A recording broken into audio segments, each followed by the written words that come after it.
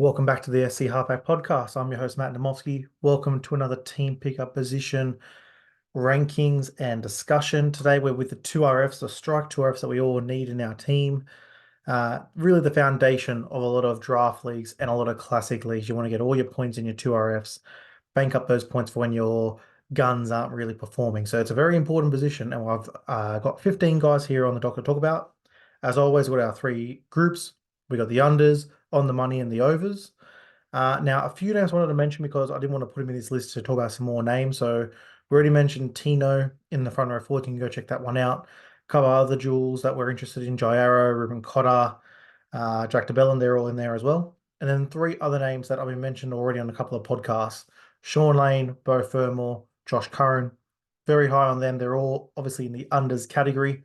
I wanted to free up and talk about a few more guys here. So let's get right into it.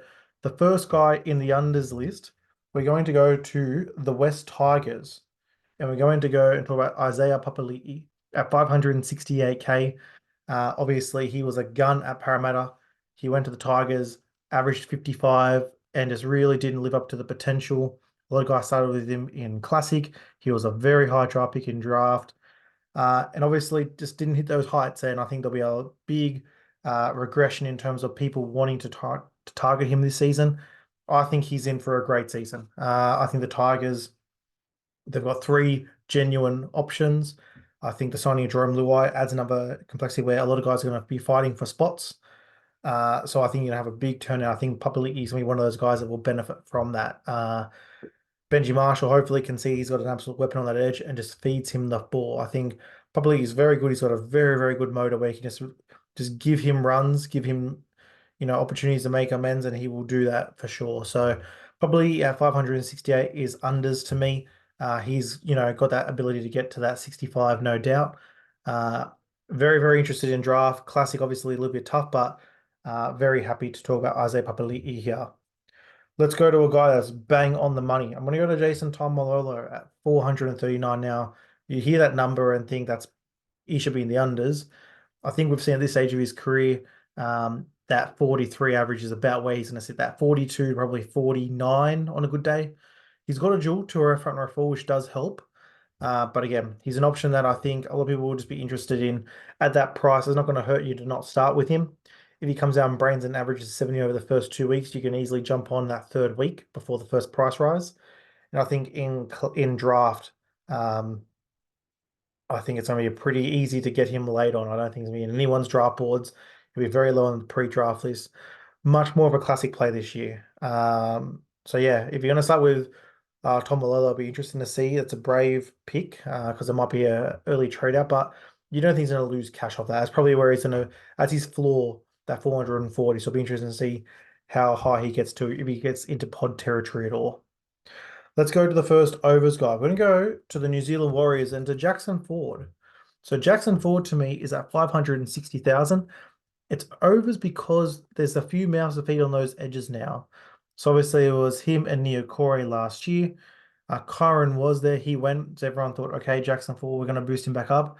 But then Kurt Capel enters the pictures. So between those three guys, I don't think you can really start with any of them with a lot of confidence in Classic. And I think Jackson Ford's probably a wait and see guy. He had that 54 average. There was quite a few tries in there as well. So we just got to see how it goes because he is a good player. I think it's definitely going to be more of a draft option this year. Last year, he was very popular in Classic because of his price and his performances. But this year wouldn't surprise me at all if he kind of falls back to where he was previously. So good option, but probably not someone to start with in Classic just to see how that edge rotation. Does Niokore go through the middle? Does K-Ball go through the middle? And does Jackson Ford get 80 on that edge? If he gets 80 on that edge, I'm interested, especially if CHT is the option inside of him, but we just got to wait and see there.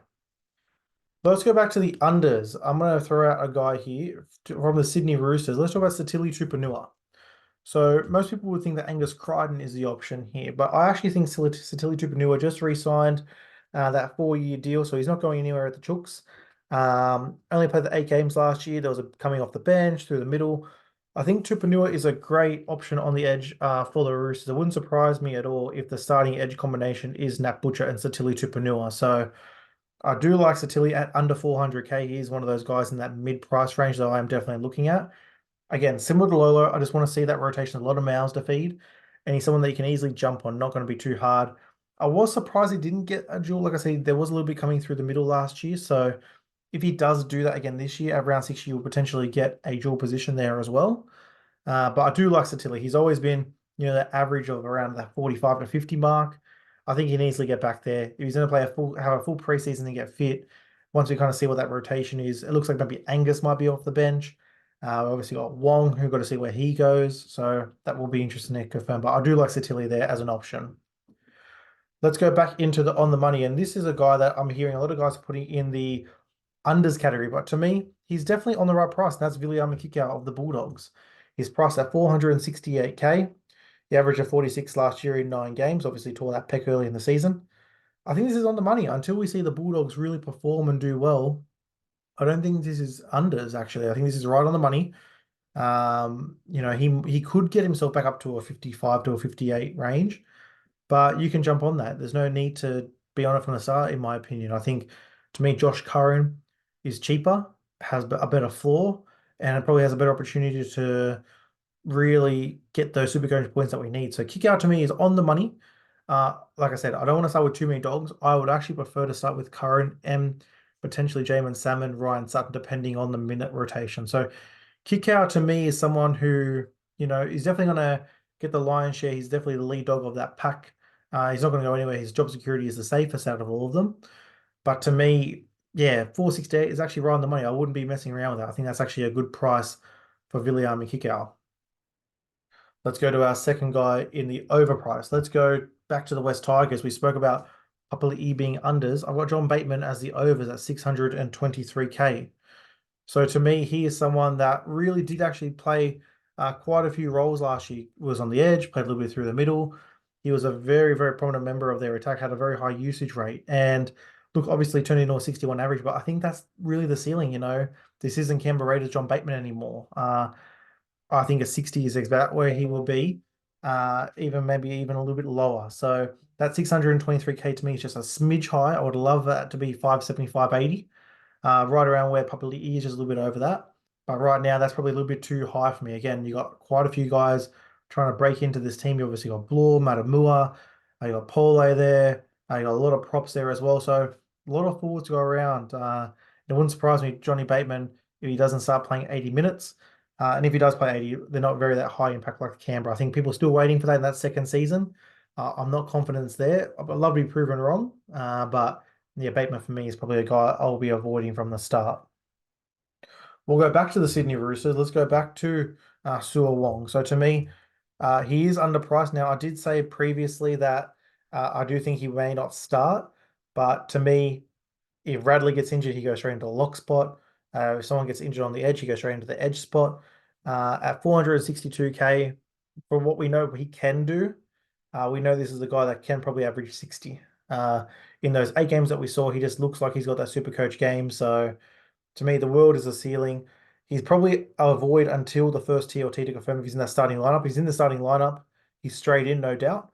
But for me, I do want to watch because if he does get the start, definitely unders, but we just got to see that rotation. Like I said, a lot of mouths to feed on that edge. You got the Butcher Boys, Crichton, Satilli, Wong. It's a lot of mouths to feed in that pack. So be interesting to see how Trent Robinson handles that. The next guy on the money, let's go to the Panthers, Isaiah Yeo. So to me, Isaiah Yeo at 704K is on the money. I've got him averaging a 70 this season. They've hit it bang on. 21 games played. He potentially may lose his Origin jersey. We've got to see how that shakes out with Match Maguire there. If that does happen, absolutely becomes a must during the middle of the season. I think he's a great draft pick. I've got him in the second round of a lot of draft comps, similar to he is the Payne Haas of the two RFs. Just you're going to get your 70 every week. So I'm all about Zayo, and that 704K is a great number. If you want to go and start someone and get yourself a 65 to 70 every week, I think Isaiah is probably the safest out of all the two RFs this season to get that done, not named Tino. So yeah, great pick, Isaiah. The Panthers, they love to attack, and Isaiah is obviously the linchpin getting the ball to Cleary and Luai in a lot of those plays. So I love Isaiah, and it's a very, very good price, 704.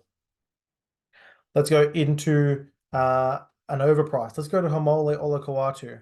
So at basically 700K even. Again, we just talked about Isaiah being the safest. Homole at 700. There's a lot of risk. Can he improve on last season? He had a 68.5. Can he crack into the 70s? If Tom Turbo's there all season, you'd think the ball's probably going to go a little bit more through him and through some of those edge players. Look, I don't hate the pick, but at 700K, I'd need to see a month of it. I don't think he's going to increase on that, so you can avoid starting without him starting and go and grab him later on if you think it's still going to be maintained through the season. But to me, yeah, Hamole is one of those guys that I just think of if it doesn't go right, it could go back towards a 57, 58 average, and all of a sudden you've lost a lot of coin there. So someone that I do want to look at a draft pick, 100%, a great pick, round 3, round 4. But to me, yeah, starting at 700K for an extra 5K, go get Isaiah Yo and get yourself a certain 70 versus Hamole Kawatu there. All right, two more players in each one. Let's go to the Let's go to the Rabbits. Let's go to Keon Kulamatangi in the unders. I absolutely love his price at 626. What everyone is thinking for Hamole could be this season, I think it will actually be Keon. I think Jack Ryan being on the other edge will just open up a lot of opportunity to swing back into that edge. I think Lachlan Ilias is an improved year. Whether he stays or Dean Hawkins comes in, I think the mission's simple. Get the ball to Keon in good areas. You saw Keon go through the middle a little bit more last year, which I don't mind. He's got that footwork where he can get some late tackle breaks and offloads. So 626, I think, is absolute floor. And I think that's a very, very nice score. So again, very similar to the guys we've spoken about. Someone that would just get you a 60. You feel very safe in the draft pick. And it could be a little pod pick in Classic. I don't mind it now. I said in the previous podcast, South have a very tough draw to start the season. So I'm a little bit off them. But if they can drop a little bit of coin and Keon gets to below 500, by below 600, I'm all over it. In the 500s, I'm all over that. So yeah, Keon to me is someone I definitely want to watch. But I'm very interested in that price. Stay with the bunnies. Let's go to right on the money, Cam Murray. So Cam Murray to me at 639K. Once again, the exact same thing. That's the floor. Obviously had a couple of stretches last year where there was some very low scores, but I think he will get past that this season. And this is where he will fit a full preseason, no injuries. Dimitri, you could say fighting for his job. He needs to have a very strong year here. You got different weapons now. You might have Ty Morrow on one edge. You've got Jack Wyden on another edge. This is a prove it year. And I think Cam Murray is in this role where, again, all these New South Wales players leading into Origin need to put their best forward because there's an opportunity for a jersey, for a State of Origin jersey. I think he's the front runner for the 13 jersey right now. So I love Cam Murray at 639. I think it's a bang on the money. He'll be around that 62 to 67. I think that's where he'll float this season. I think it's a very, very nice pick. Second last one in the overs will go to David Fafita of the Gold Coast Titans. Look, no doubt, I think he is a top round pick. I think he is a very, very good option starting Classic. But 832K, once again, as we spoke, if you want to get in your guns in terms of Cleary, Hines, Ponga, Walsh, Grant, Tino, with that dual flexibility, it's going to be very tough to carry all these guys. So you're going to have to make concessions. If that was 750, I'd be all over it. 832, it's a little bit high. I think he can average around that 80 again, especially with Des Hasler there. But yeah, for me, at the start of the Classic season, he's got to allocate those resources. And I think for me, I won't start the season. By round 2, if he's absolutely torching it, you just need to get him in. Okay, let's get a boost going so I can get you in. But right now, I'm probably going to have to steer clear just because I need a bit of flexibility there. All right, one more left in each one. Let's go to the Parramatta Eels. Ryan Madison in my first unders, 636. I think it's a steal. I think Maddo's in for a huge season this year. Played the 18 games last year, missed those first ones. I think they're now starting to work out what they've got in their rotation. They've got to play a little bit of Maddo on the edge in some instances. He's going to come through the middle, spell some of those forwards when they come on. I just think that late footwork, the offloading, the tackle break, he's got the ability to score tries, set up tries. Love Ryan Madison this year. I think he's going to be an absolute smoky in draft comps. I've got him locked and loaded around 4 right now, and I think it's an absolute steal if you get him there. In Classic, he is someone I'm definitely looking at potting up. If I do want to go into that market and get a gun 2RF to break away from everyone going mid, Ryan Madison is easily my top 3 picks there where I think I will go because I just think he's in for a bumper season. Parramatta need to perform this year. This is a make and break year for Brad Arthur as well. And yeah, I just think that Ryan Madison is one of the best attacking players in this team. 636. Anything under 7 for him, I think is an absolute steal. So we're going to say there. Last guy in the on the money, went over the Cronulla to Britton Nickera at 710K. Average of 69 last year. I think that, again, another interesting year for the Sharkies. They need to perform. They've been out in straight sets a couple of years now. This is a make and break year. So I think that Nico Hines is going to be, again, the linchpin of this attack, and his main man, Britton Nickera, will be one of the beneficiaries of that. 710K, yes, it's a big number, but again, you can get 110K off a feeder to get Nickera. And if you can stay within 8 points of a feeder, and then you can use those resources elsewhere, I do like that. So yeah, I'm all about Britain. I think obviously the best line running in the game. There's going to be line breaks, there'll be tries, there'll be tackle breaks galore for him. I'm just really onto him this year. So someone I'm definitely looking into. We've got him in round 3 at the moment, I believe. I just think it's a good pick. I think he's one of those guys that can really do a job for you. He's definitely a top 30 player overall in Supercoach. And he's someone who could easily break into the top 20, top 15 by season's end. And we'll wrap up the podcast with the last overs. And we spoke about Ryan Madison. So that means that Jermaine Hopgood takes a little bit of a hit. And takes a little bit of a hit because his starting price is huge. So averages 73 last year. He's at 748K. So realistically, an extra 70K up, you can go to Fafita. You can go to Madison, basically 100K less. It's a weird price point to really start with him. You've got to be very confident that he can carry on what he did last year. There was a few tries in there in some of his big games. I think he's gonna have a huge season. I've still got him going round 3, round 4, but to me, the value is in other places. And in Parramatta, you've got someone like a Ryan Madison and a Sean Lane, who are just so unders right now. You just got to take those guys before even looking at a Jermaine Hopgood. I could easily see a lot of guys going to Parramatta back rowers like there was last year. I think Hopgood for me at least will be on the outer. I think his price will come down a touch. If that gets into the 630, 640 mark, then all of a sudden you might see a bit of a resurgence. He's also might be a smoky for Queensland this year, so something else to think about where you might be without him in the middle of the season. So someone I'm definitely interested in, but more draft than classic, just because, like I said, you're in between that Fafita Tino and you're below that Madison. You can save 550K on. Just it's a weird price point, so that's why we've got him in the overs there. But that will do it. A very, very interesting position, the two RFs. I think this year, we've spoken about it a couple of times. It looks like it might be the year of the mids. A lot of guys undervalued right now. Like I said, there are a few guys that are on the money in terms of where they need to be on that price point. And there's a couple of guys that you might need to wait a couple of weeks on just to see if that price can dip, because I think there will be some value later in the season for some of those guns, Fafita, Hopgood, Homole, Tino. But yeah, there's a couple of guys that in this 2RF class that I'm just all about. Lane, Curran, definitely. And like I said, Maddo and Keon are probably the two guys that I can see myself really talking into getting into that gun territory as well. We'll leave you guys back with another position group very soon. Thank you for listening. Have a great day. Hear from you soon. Cheers.